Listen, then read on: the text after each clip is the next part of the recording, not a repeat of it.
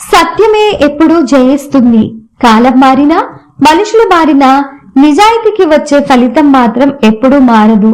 ఈ కథ అదే సత్యాన్ని మనకు తెలియజేస్తుంది. శేర్వా అనే రాష్ట్రంలో బోధిసత్వుడు అని ఒక నిజాయితీ గల వర్తకుడు జీవించసాగాడు. వ్యాపారమే అతని జీవన మార్గం. మంగపతి అనే పేరున్న మరో వర్తకుడితో కలిసి వ్యాపారం చేయాలని నిర్ణయించుకుని ఇద్దరూ కలిసి ఆంధ్రపురానికి ప్రయాణం మొదలు పెట్టారు.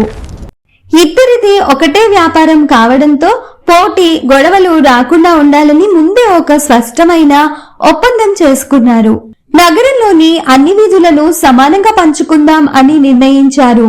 సగం వీధులను ఒక వర్తకుడివి అని అన్నారు. మిగిలిన సగం వీధులు రెండో వర్తకుడికి చెందుతాయని ఇద్దరు న్యాయంగా ఒప్పుకున్నారు. ఒకరు వెళ్లిన వీధిలో తర్వాత మరొకరు వ్యాపారం చేయవచ్చని ఇద్దరు సంతోషంగా అంగీకరించారు.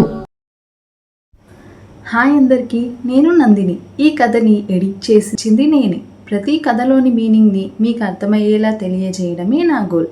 ఈ కథ కూడా మీకు నచ్చుతుందని అనుకుంటున్నాను. నచ్చితే లైక్ చేయండి, అభిప్రాయాన్ని కామెంట్లలో తెలియజేయండి. Hello all, original models channel కి అందరికీ స్వాగతం.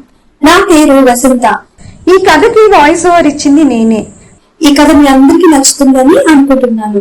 అలాగే మా ఛానల్ ని తప్పకుండా సబ్స్క్రైబ్ చేయండి. ఆ నగరంలోని ఒక వైశ్య కుటుంబం చాలా దౌర్భాగ్య పరిస్థితిలో జీవిస్తుంది. ఒకప్పుడు ఆ కుటుంబం చాలా ధనవంతులైన కుటుంబం, కానీ అదృష్టం వారిని వదిలేసింది. కాలక్రమంలో వారి ధనం, గౌరవం అన్నీ పోయి చివరికి ఒక అవ్వ, ఒక చిన్న అమ్మాయి మాత్రమే మిగిలారు. ఆ ఇద్దరు కూలి పని చేస్తూ రోజువారీ జీవితాన్ని చాలా కష్టంగా సాగిస్తున్నారు. వారి ఇంటిలో చాలా కాలంగా వాడని ఒక పాత్ర మూలలో పడి ఉంది. అదే వీధిలో తిరుగుతూ ఒక వర్తకుడు దండలు కావాలా అని గట్టిగా అరవసాగాడు. ఆ కేక విన్న అమ్మాయి అవ్వ దగ్గరకు వెళ్లి ఏదైనా కొనిపెట్టమని అడిగింది. అవ్వ, నాకేమైనా ఒక చిన్న దండనైనా కొనిపెడతావా అని అమాయకంగా అడిగింది. అవ్వ మనసు కరిగిపోయింది. బాధతో కన్నీళ్లతో తన పరిస్థితిని చెప్పసాగింది. మనకి ఇప్పుడు చాలా దుర్గతి పట్టింది తల్లి అని ఆవేదనతో అంది. మన దగ్గర అసలు చిల్లి గవ్వ కూడా లేదు. నీకు ఏమిచ్చి నేను కొనగలను అని నిస్సహాయంగా ప్రశ్నించింది అవ్వ మనవరాలిని.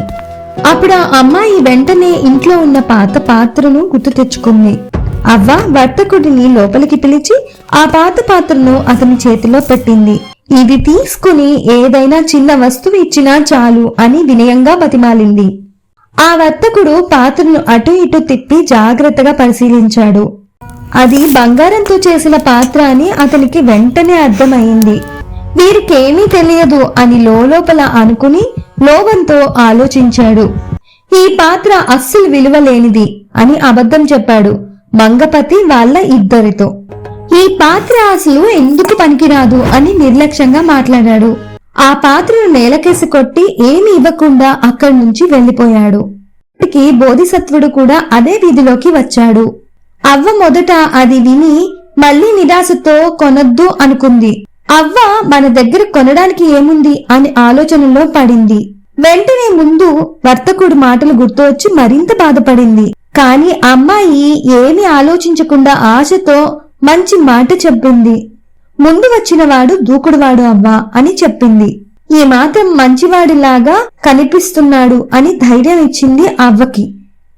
అమ్మాయి వెంటనే అవ్వ ఇతన్ని లోపలికి పిలువవా అని అడిగింది. బోధిసత్వుడిని లోపలికి పిలిచి ఆ పాత్రను ఆయనకి చూపించారు.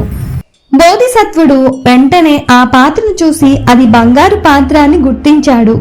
ఈ పాత్ర 1,00,000 అక్షణాల విలువ చేస్తుంది అని స్పష్టంగా నిజం చెప్పేశాడు వాళ్ళకి.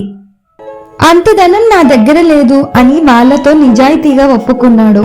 అవ్వ ఆశ్చర్యంతో ముందు వర్తకుడు చేసిన మోసమంతా వివరించింది బోధిసత్వుడికి. అవ్వ సంతోషంగా మీ పుణ్యం వల్లే ఇది బంగారు పాత్ర అని తెలిసింది అని ఆనందపడింది.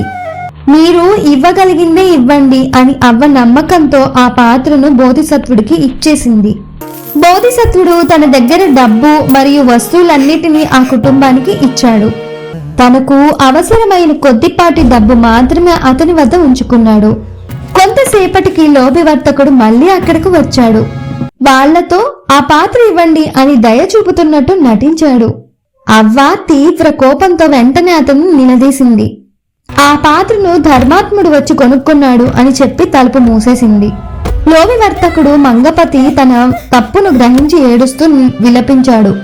బోధిసత్వుడిని వెంబడిస్తూ డబ్బు సరుకులు అక్కడే వదిలేసి నదీ తీరానికి చేరుకున్నాడు. మంగపతి పడవలో వెళ్తున్న బోధిసత్వుడిని దూరం నుంచే చూశాడు. పడవవాడిని వెంటనే వెనక్కి తిప్పమని గట్టిగా అరిచాడు. బోధిసత్వుడు మాత్రం శాంతిగా పడవవాడితో వద్దు అని చెప్పాడు. లోభి మంగపతి ఆ దుఃఖాన్ని తట్టుకోలేకపోయాడు. అతని గుండె కోపం బాధతో వేడెక్కిపోయింది. బోధిసత్వునిపై ద్వేషం అతని మనసంతా కమ్మేసింది. చివరికి గుండె పగిలి అక్కడే మరణించాడు మంగపతి. బోధిసత్వుడు సురక్షితంగా తన ఊరికి చేరుకున్నాడు. దానాలు పుణ్యకార్యాలు చేస్తూ నిజాయితీతో తన జీవితం గడిపాడు. సత్యం ధర్మం పాటించిన వాడు ఎప్పుడూ మేలే పొందుతాడు. లోభం మాత్రం మనిషిని నాశనం చేస్తుంది.